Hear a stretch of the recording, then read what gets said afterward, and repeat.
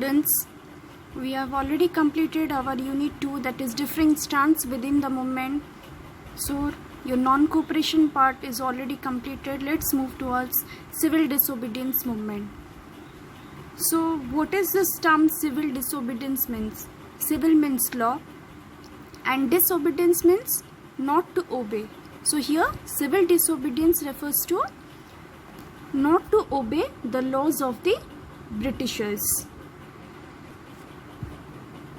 So withdrawal of non-cooperation movement as it turned violent. So why non-cooperation movement was called off?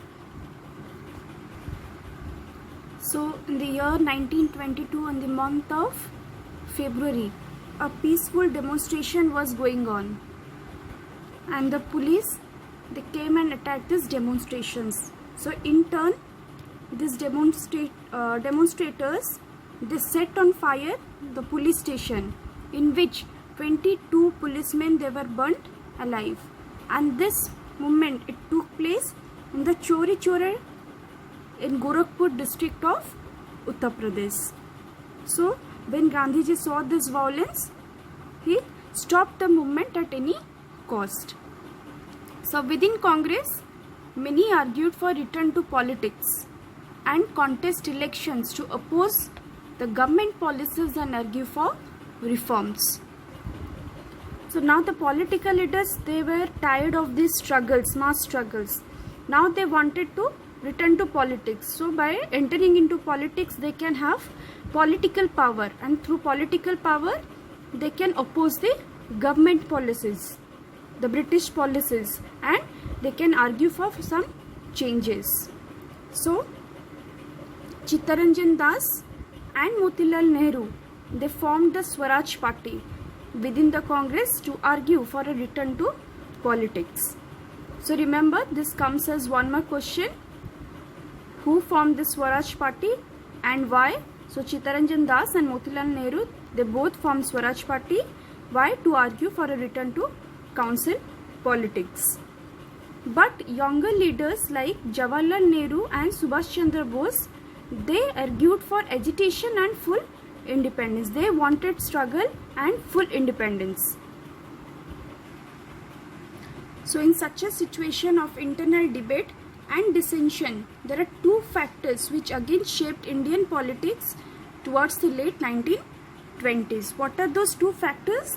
Those are Great Depression 1930 and Simon Commission 1928. So what is this Great Depression, which took place in 1930? So this is also called as worldwide economic depression.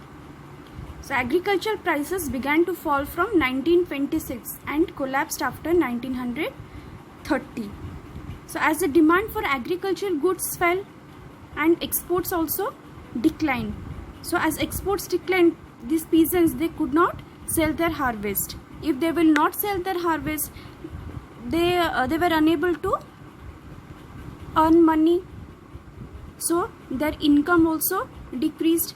As a result, they found it difficult to pay the revenue. And by 1930, the whole countryside was in turmoil. Next come to Simon Commission, which took place in 1928. So this was a commission, group of members, which this commission was formed by the Britishers, and their head was, this commission leader was Sir John Simon. Why this commission was formed? To see the working of the constitutional system in India and suggest changes. All the members of the Simon Commission were Britishers. There is no Indian member, not even a single one, and that is why this commission was opposed by the Indian people. So when the Simon Commission arrived in India in the year 1928, it was greeted with the slogan, "Go back, Simon."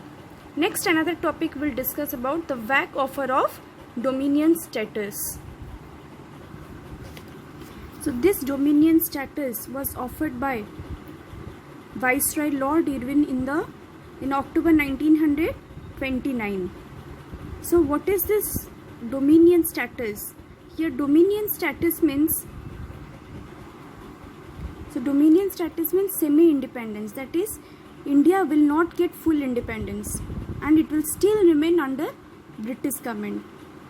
So this semi-independence is like Indians can frame their own government, their rules and regulations, but on three matters like the foreign affairs, defense and communication. On these three matters India will not have any power. So this is called as the dominion status. This status was offered by Lord Irwin to India, and this status has a very unspecified future. So Congress leaders were not satisfied with this offer. Next come to Lahore session of Congress 1929. So this session was headed by Jawaharlal Nehru, and the main demand was Purna Swaraj, that is they wanted complete independence, but here they are offering semi-independence, that is dominion status. So in this Lahore session of Congress, they declared that 26 January 1930 would be celebrated as Independence Day, and they also pledged to struggle for complete independence. But the celebrations attracted very little attention. So Mahatma Gandhi had to find a way, or we can say another way, to relate this abstract idea of freedom, that is complete independence, to more concrete issues of everyday life. And this is the reason why Mahatma Gandhi chose salt as a powerful symbol to launch civil disobedience movement. So in the next video we'll discuss about the Salt March and the civil disobedience movement. Thank you.